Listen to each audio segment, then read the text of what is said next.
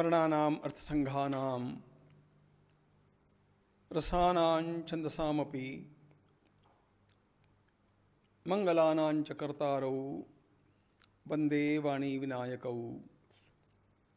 नमामि सद्गुरुं शान्तं सच्चिदानंद विग्रहं पूर्णब्रह्म परानंदम ईशमानंदी वल्लभम माधुर्यरसकल्लोलां शिवशक्त्यैकरूपिणीम् अमृतानुभवार्थाय वंदे ज्ञानेशनंदिनीं।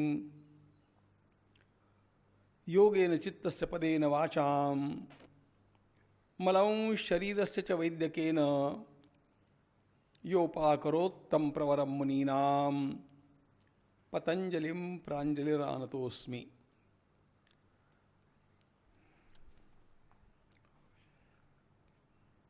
पतंजलि योग दर्शन के साधन पाद के अंतर्गत हम लोग क्लेशों का विचार कर रहे हैं। ये क्लेश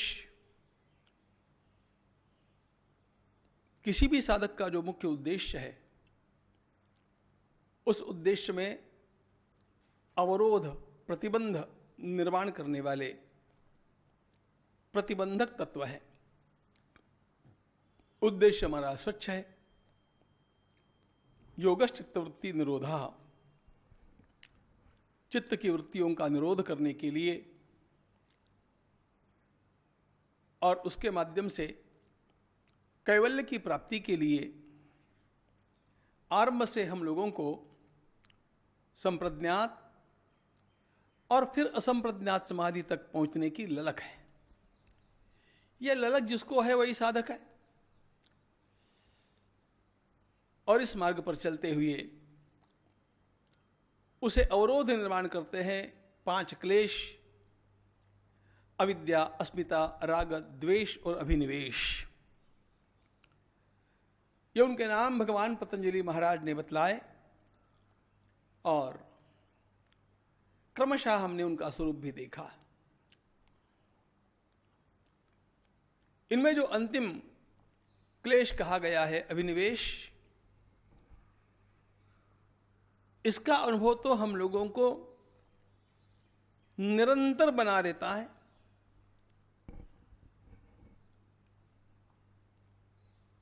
भगवान पतंजलि ने उसका लक्षण किया है। स्वरसवाही विदुषोपि तथा रूढ़ो अभिनिवेशः। इस सूत्र में एक पाठभेद भी है और उसके अनुसार यह सूत्र ऐसे बनता है: स्वरसवाही विदुषोपि तन्वनुबंधो अभिनिवेशः।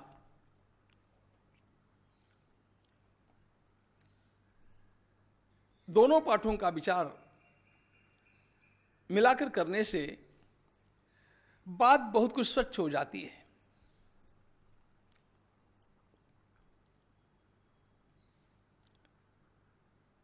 अभिनिवेश हमारी तनु के साथ, हमारे शरीर के साथ हम लोगों का जो अनुबंध है, एक पक्का बंधन, और वो इतना घुला मिला, वो इतना स्वाभाविक लगता हुआ कि उसके परे सामान्यतया कोई सोचने का विचार ही नहीं करता है। अध्यात्म शास्त्र का अध्ययन करने वाले अवश्य कम से कम बुद्धि के स्तर पर, विचार के स्तर पर यह सोचते तो है कि शरीर के परे मेरा कुछ अस्तित्व है। लेकिन जिन लोगों ने इस प्रकार का कोई आध्यात्मिक ग्रंथ चिंतन के लिए लिया ही नहीं अथवा ऐसा कोई श्रवण किया नहीं, उन लोगों के मन में तो इस प्रकार के विचार आते ही नहीं। शरीर ही मैं हूं, इस प्रकार का उनका सुदृढ़ भाव होता है और इस भाव के सुदृढ़ होने का परिणाम सीधा सीधा है कि मैं यथावत ऐसे के ऐसा बना रहूं, मेरे शरीर का कभी नाश न हो।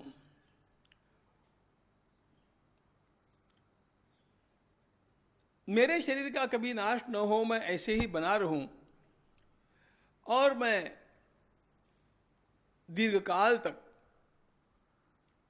हो सके तो सदा के लिए ऐसा ही रहूं। ऐसा बताइए किसे नहीं लगता? अब वो होने वाली बात नहीं है, ये बात दूसरी है, लेकिन अपना यह शरीर छूट जाए ऐसा तो कोई अपनी इच्छा से चाहता नहीं। अब व्यवहार में देखता है कि जो जो आए वो जा रहे हैं, और लगभग ये बात नियत है कि सभी का यहां से जाने का दिन तय है, पक्का है, जाना निश्चित है। रोज रोज इस प्रकार का देखते हुए भी मैं नहीं जाना चाहता हूं,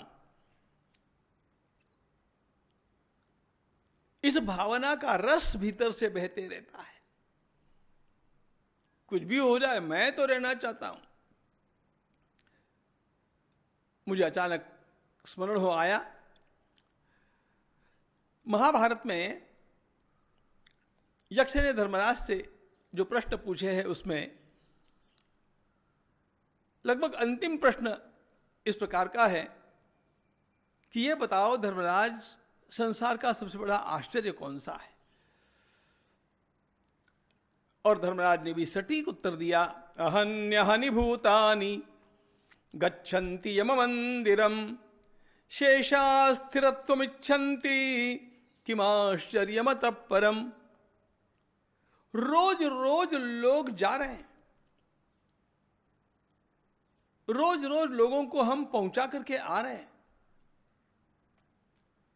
और फिर भी इच्छा तो यही है कि मैं सदा के लिए ऐसा ही बना रहूं। शेषा स्थिरत्वमिच्छन्ति,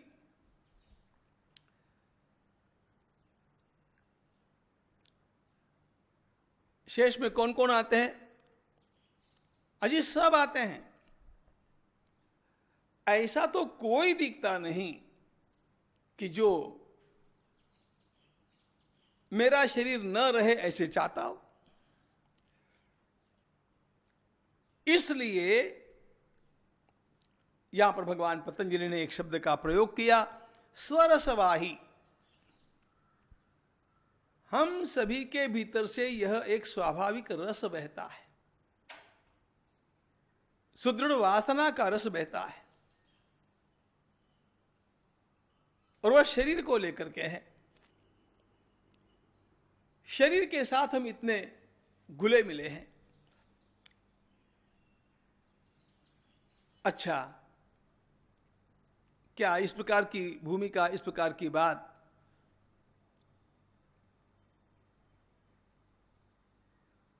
जो मूढ़ लोग हैं उनके जीवन में होती है क्या? भगवान पतंजलि कहते हैं ऐसी बात नहीं है। विदुषोपि, जो लोग पढ़े लिखे हैं, जो लोग जानकार हैं, और शास्त्रों की तो बात छोड़ दीजिए, दर्शनादिक आध्यात्मिक शास्त्रों को भी जिन्होंने पढ़ा है, ऐसे भी शब्द विद्वान यही चाहते हैं कि हम तो दीर्घकाल रहे, संभव हो तो जाइए ही नहीं, और जाना पड़ना ही हो तो कम से कम जितना समय यहां पर काट सकते हैं उतना काटे। लगभग सारे के सारे असुर अथवा दैत्य तपस्या करते हैं। कथाएं हम इसी प्रकार की सुनते हैं, देखते हैं। ये सारे असुर अथवा दैत्य तपस्या करते हैं और ब्रह्मा जी से वरदान मांगना ये चाहते हैं कि हम अमर हो जाए, हमारा शरीर ऐसा ही रहे। अब ब्रह्मा जी स्वयं उन्हें ये अपनी मुसीबत बतला देते हैं कि भैया मैं भी अमर नहीं हूं तो आपको कैसे बना सकता हूं। ब्रह्मा जी को भी अपनी नियत अवधि होने के पश्चात देह का त्याग करना पड़ता है। तो ब्रह्मा जी किसी को अमर कर सकने वाले ही नहीं, ये बात तो हम जानते हैं। लेकिन हर व्यक्ति मांगता पहली यही बात है कि मैं अमर होना चाहता हूं, शरीर मेरा ऐसे के ऐसा बना रहे। अब वो संभव नहीं है तो फिर उसमें थोड़ा सा मॉडिफिकेशन करके, थोड़ी सी और शर्तें वर्तें डाल करके, दिन में नहीं मरूं, रात में नहीं मरूं, ऐसे नहीं मरूं, वैसे आदि आदि, और दूसरी बात को ग्रहण करते हैं। लेकिन मूल भावना तो यही है कि मैं जाऊं नहीं। दैत्यों की असुरों की बात छोड़ दीजिए जी। हम लोगों को भी अवसर मिल गया और कोई पूछने वाला आ गया तो हम में से कौन है जो ये कहेगा कि मैं चलना चाहता हूं, जाना चाहता हूं। कोई भी जाना नहीं चाहता है। यह जो हमारे शरीर के साथ चिपका हुआ हमारा चित्त का भाव है, इसे कहते हैं अभिनिवेश। हां, कभी कभी हम लोग उकता करके, झल्ला करके, किसी कारण से दुखी होकर के ऐसे भले एकाध बार कह दे उद्गार के रूप में कि मैं तो जीना नहीं चाहता, मैं तो जाना चाहता हूं, लेकिन कोई चाहता आता नहीं है। मैंने एक प्रसंग सुना था, एक बुढ़िया लकड़ी का भार ढोती हुई उस भार के कारण थक गई, भार को नीचे पटक दिया और एकदम से बोल उठी, जैसे कोई भी बुढ़िया बोल उठती है, हे यमराज, अरे कहां हो भैया, तुम्हें मेरी याद नहीं आती है क्या?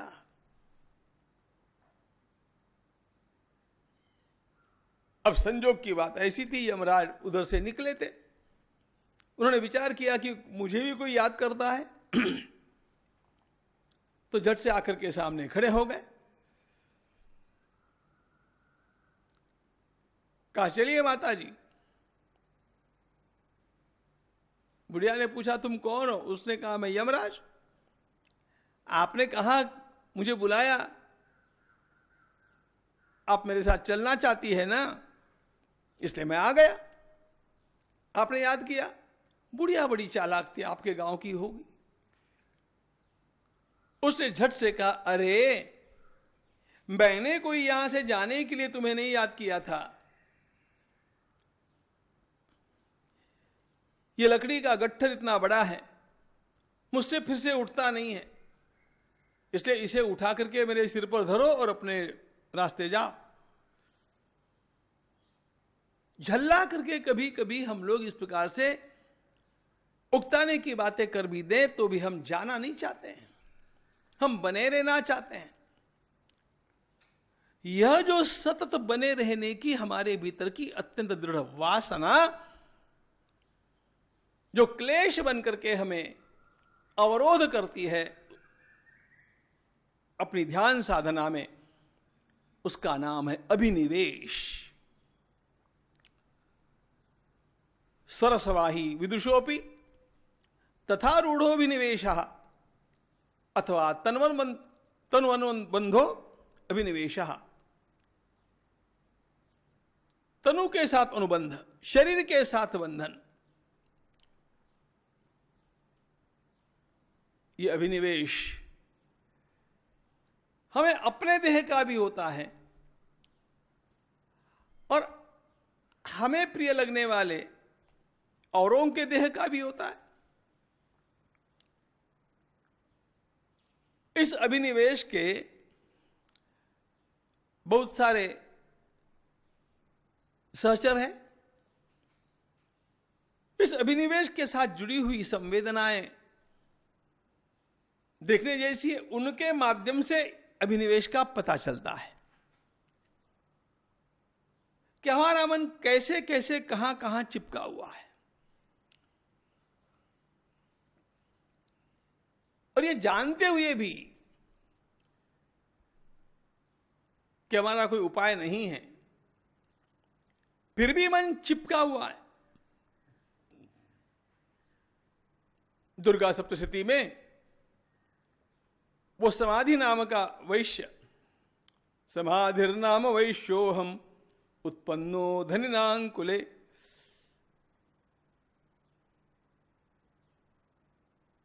जाकर के वन में आश्रम में पहुंचता है। और जब राजा सुरत उससे पूछता है कि तुम्हारी आपत्ति क्या है भाई, तो सुरत और सुमेधा इनके सामने वह एक बात बतला देता है कि मैंने धन संग्रह करके रखा, मेरी पत्नी मेरे बच्चों ने मुझे ही को कष्ट देकर के बाहर निकाल दिया और मुझे वन में आना पड़ा।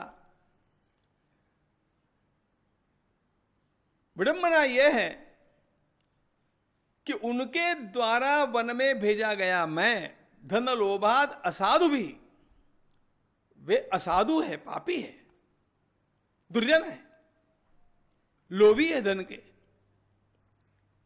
उनको मेरी परवाह नहीं है, मुझे निकाल दिया। इतना सब होने पर भी मुझे उनकी चिंता होती है, उनका कैसे चला होगा, वे धन को नष्ट तो नहीं कर देंगे। यह अभिनिवेश, यह मोह,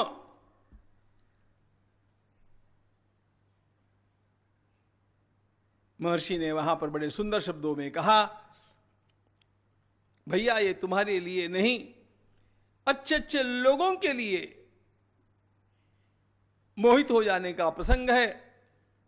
ज्ञानी नाम अपि चेतांसी देवी भगवती हिसा बलादाकृष्य मोहाय महामाया प्रयच्छति। यह अभिनिवेश हमें अपने शरीर के लिए मोह निर्माण करता है और इस शरीर के साथ जुड़े हुए जो अन्य हैं उनके लिए भी मोह निर्माण करता है, इसका विस्तार कर देता है। और भी एक बात, वो अपने जीवन में शोक लाता है,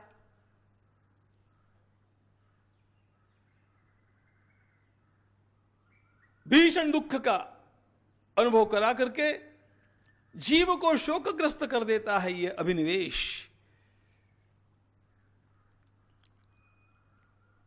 श्रीमद् भागवत में चित्रकेतु नाम के राजा के पुत्र की मृत्यु हुई। अब वो इतना शोक करता है भयंकर, देवर्षि नारद जी और अंगिरा आकर के उसको समझाते, वो मानता नहीं है, कुछ भी करो मुझे मेरा बेटा चाहिए। भयंकर शोक। हम लोगों के जीवन में शोक के प्रसंग आते हैं इसी बात को लेकर के। अरे और तो और भगवान का प्रिय सखा इतना बड़ा धनुर्धर अर्जुन शोकग्रस्त हो गया ना।